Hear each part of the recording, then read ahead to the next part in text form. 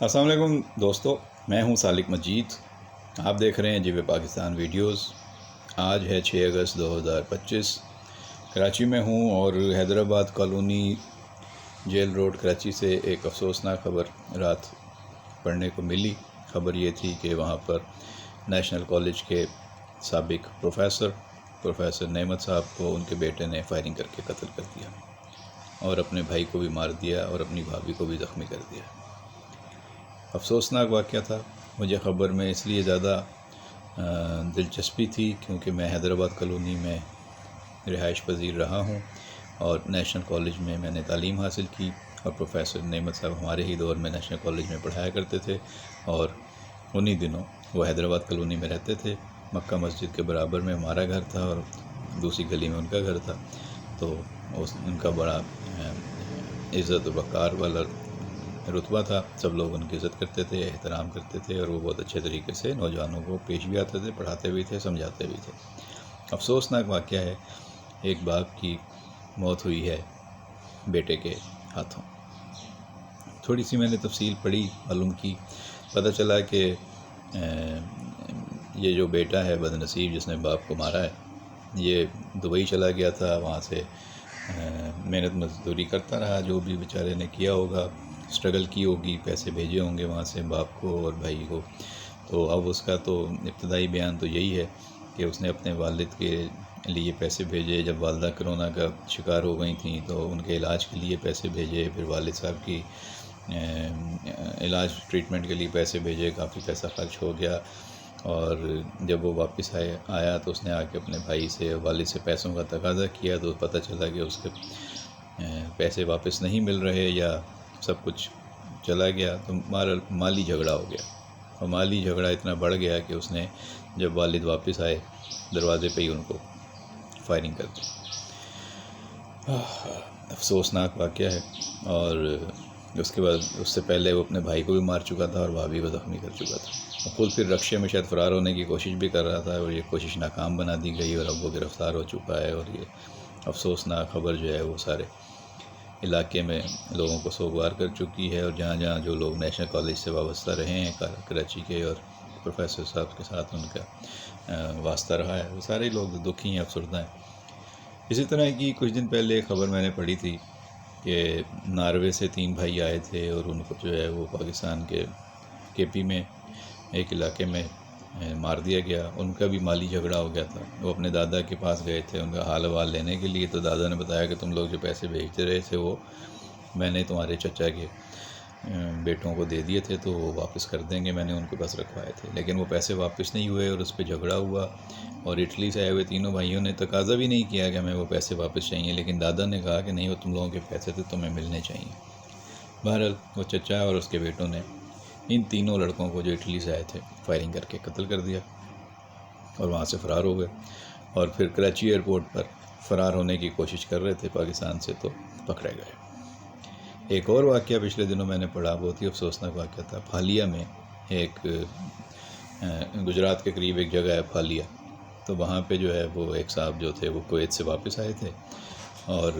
کئی سال بعد واپس آئے تھے، اور ان کے والد کے ساتھ جھگڑا ہو گیا کہ والد نے زمین بیچ دی تھی ان کی غیر موجودگی میں، تو انہوں نے کہا کہ میں نے زمین بیچنے کی اجازت نہیں دی تھی آپ کو، کیوں بیچی آپ نے، اور جو زمین کے پیسے ہیں وہ مجھے بھی چاہیے۔ تو والد نے کہا تم تو سیٹلڈ ہو، تمہارے تو فائنینشیل حالات اچھے ہیں، میں نے دوسرے بچوں میں وہ پیسے دے دیے ہیں۔ اس بات پہ اتنا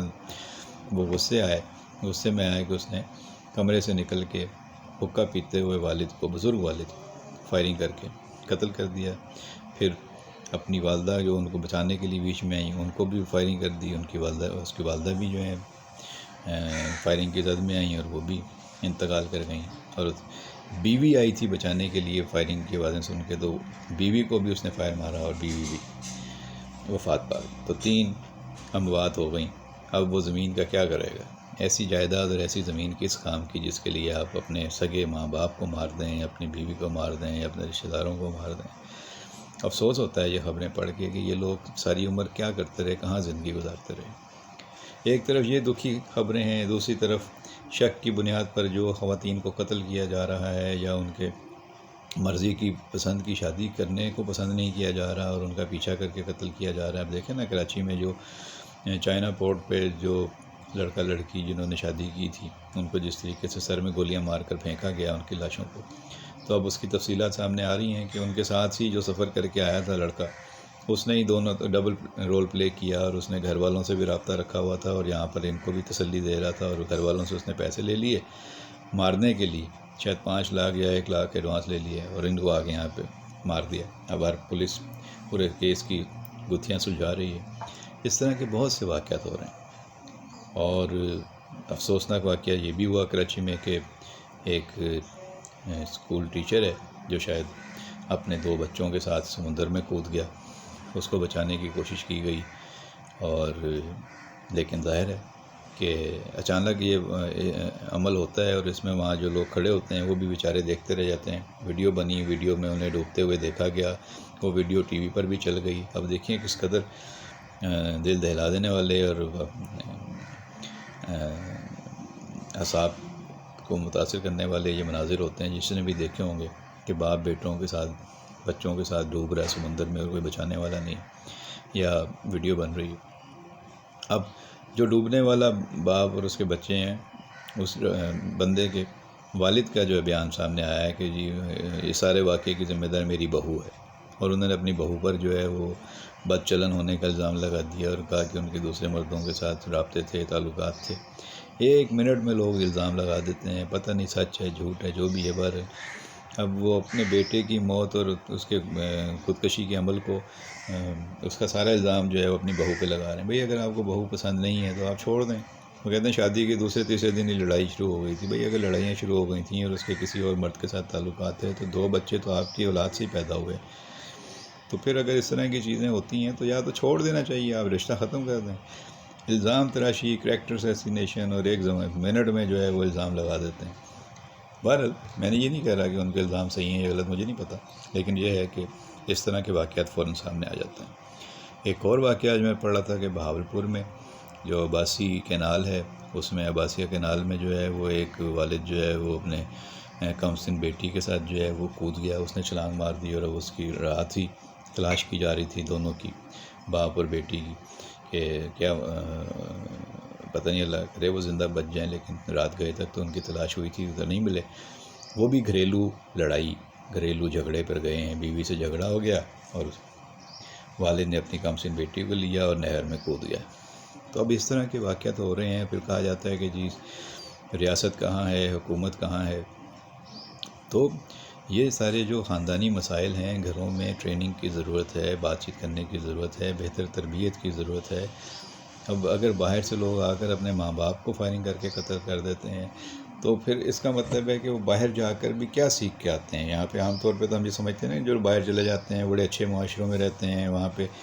بڑی اچھی تربیت ہوتی ہے، بڑا اچھا ماحول ملتا ہے، تو وہاں پہ وہ ایک بہتر انسان کے طور پہ، قانون پسند شہری کے طور پہ زندگی گزارتے ہیں۔ لیکن وہ لوگ اتنا عرصہ وہاں رہتے ہیں، سالوں وہاں گزارتے ہیں، اور قانون وہاں ہاتھ میں نہیں لیتے، لیکن جب پاکستان میں آتے ہیں تو وہ انہیں ہتھیار بھی مل جاتے ہیں، فائرنگ بھی کرنے لگ جاتے ہیں۔ ماں باپ کو فائرنگ کر کے مار دیا کویت سے آئے ہوئے لڑکے نے، اب یہ دبئی سے واپس آئے ہوئے لڑکے نے حیدرآباد کالونی میں اپنے باپ اور بھائی کو مار دیا۔ اور جو لوگ کود رہے ہیں، خودکشیاں کر رہے ہیں اپنے گھریلو جھگڑوں کی وجہ سے، اپنی بیویوں سے ناراضگی کی وجہ سے، مسائل کی وجہ سے الزام لگا رہے ہیں، یا جو لوگ پسند کی شادی کو پسند نہیں کر رہے، اختیار نہیں دے رہے کسی کو اپنی زندگی کے فیصلے خود کرنے کا، اور دوسروں کی زندگی کے فیصلے خود کرنا چاہتے ہیں، اور خود چودھری بنے ہوئے ہیں اور سردار بنے ہوئے ہیں اور جرگے کر رہے ہیں، تو یہ ساری چیزیں بہت ہی افسوسناک ہیں۔